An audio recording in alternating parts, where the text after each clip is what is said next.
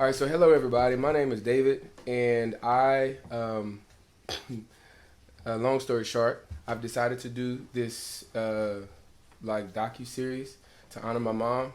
My mom has metastatic colorectal cancer.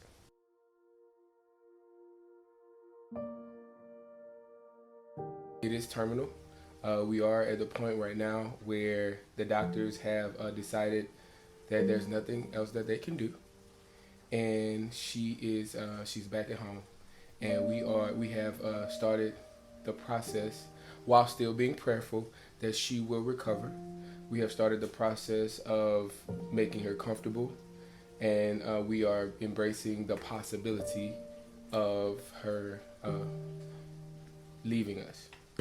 Say something to these. Say, hey, she said she made it to work. She love you. Hey. Tell her what she said. This a video. Okay. Oh yeah. You see me? Hey, Steve. Tell her. She said she made it to work and she love you. So I made it to work. no, I love you. no. She said she made it to work and Oh. she love us. So I'm just sending her a video of you so you can tell her. Well, I made it to work and I love you. You not at work, you? Oh. Okay, but she just wanted to say, hey, I wanted her to see you. Oh. Hey, Steve. Okay. Yeah, that's when you notice. I just thought she was taking a chill pill myself, you know. I had no idea what was going on. Because that was her personality. I said maybe that's one of her mood swings. But with the headache, that's the only thing kind of, you know, when she started grabbing her head, she started doing this a lot. I said, what's the problem? She said, my head. I said, it's hurting? Yeah, you want to go to the doctor? She said, no, it's going to pass. But, you know, it didn't until you guys took her to the lake and found out there was a tumor there. But we could have catch it maybe 2 or 3 weeks earlier. I don't say there'd be any changes, but maybe wouldn't have been that much effect on that brain. Like I had no idea.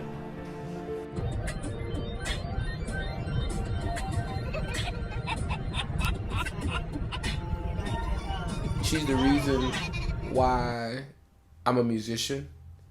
She encouraged me in my gift, and I was such a sensitive kid. I was, whenever somebody would say something about me, I would, my first reaction was to cry and believe them, especially if it was something bad.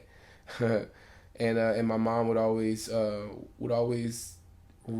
reaffirm my greatness.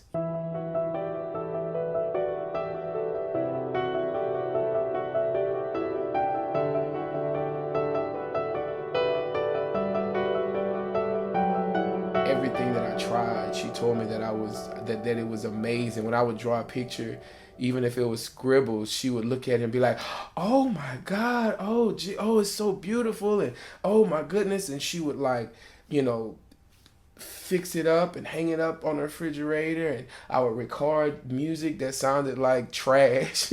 And she would play it over and over again, and tell me how amazing I was, and she as a parent, she built me up.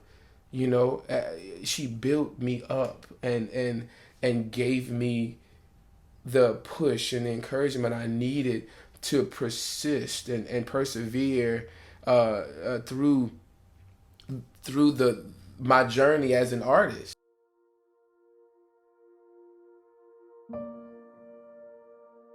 Who do you remember my mom as? Like, I know right now isn't a good representation of who she is. Well, a person that was fun. Your mom was a funful person, serious person at times, but just loved people. She was a caterer to these, to everyone. And anything that they need, she tried to be assistant to it. And that's part of her legacy. Trying so hard to please everyone else. And that's what I remember her by. But as I remember her, in my heart, and in my mind and soul, I will never let it depart from my soul and my heart. But that's true love. Right. And that's why I think about God's love. It's intertwined into one. One God, one Lord, one Spirit, one person of love. Okay.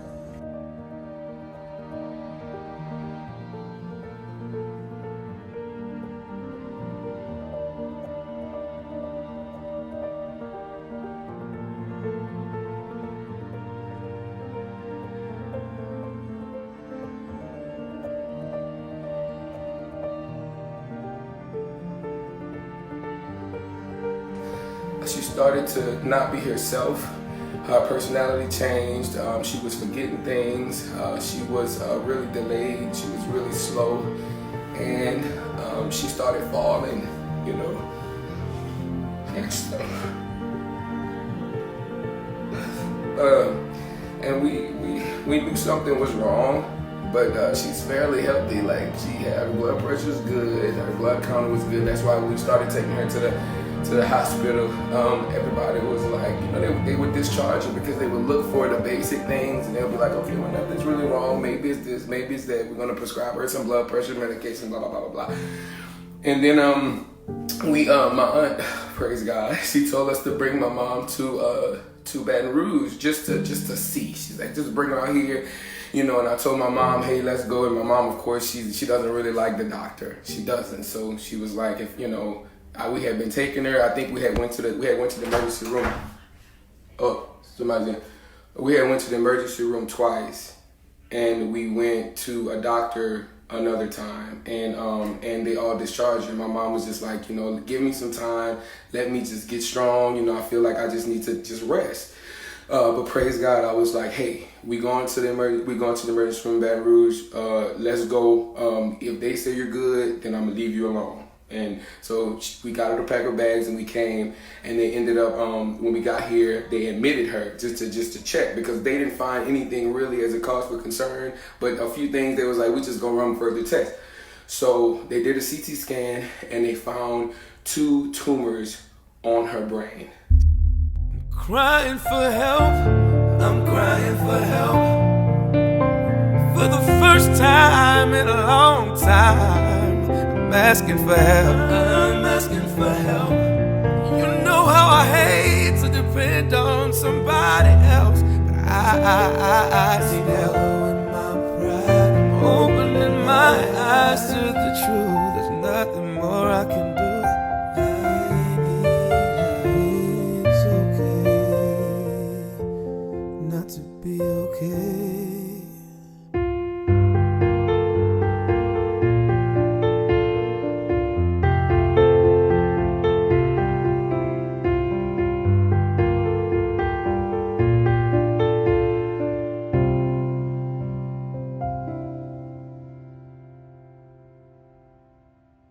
She'll never like tell you, I'm really hurting or I really don't feel well. So they were running around plugging up to stuff and doing stuff, trying to make, you know, whatever. And they found out because she had gone weeks without eating and drinking, she had gotten extremely dehydrated, and then she went into the hospital, right?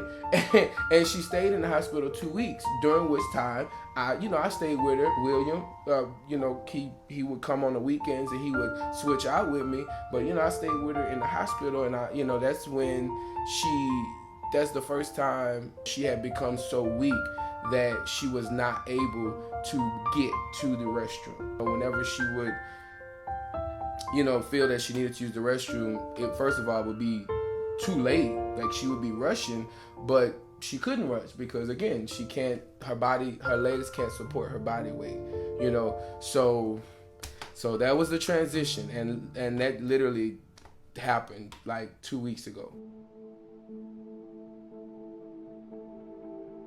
Okay, she's not corresponding. She's not understanding all the information that we're trying to get her to understand. She repeats things that she shouldn't be repeating. After you mention it one time, she start repeating it again. Or she bring friends in or someone of the past, or those things like that. That's why I know it's a serious one. So I don't know if it's a good thing or bad thing to have a life and don't remember everything. It's bad. It's not herself.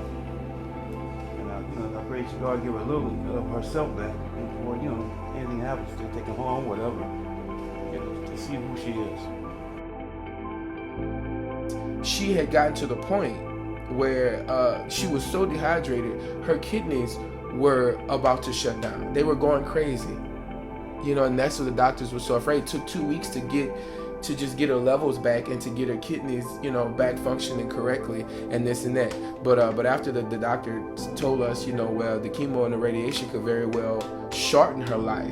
So at this point, I would say that that's off the table, And I said, okay, cool. And he was like, well, so now that it's off the table, you know what that means, right? Like, you know, we are expecting the cancer to persist and to eventually overtake her body because we're not putting anything in it to stop it. I was like, oh, okay. And he was like, so at this point, your job is, your job as a caregiver and whoever else is caring for her is to make her comfortable. And I was like, oh, wow. So basically we are waiting for her to die.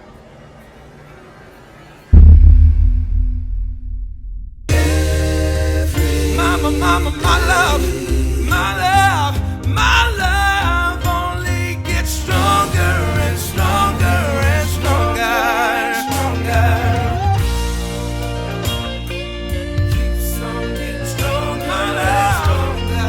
my love keeps on getting stronger.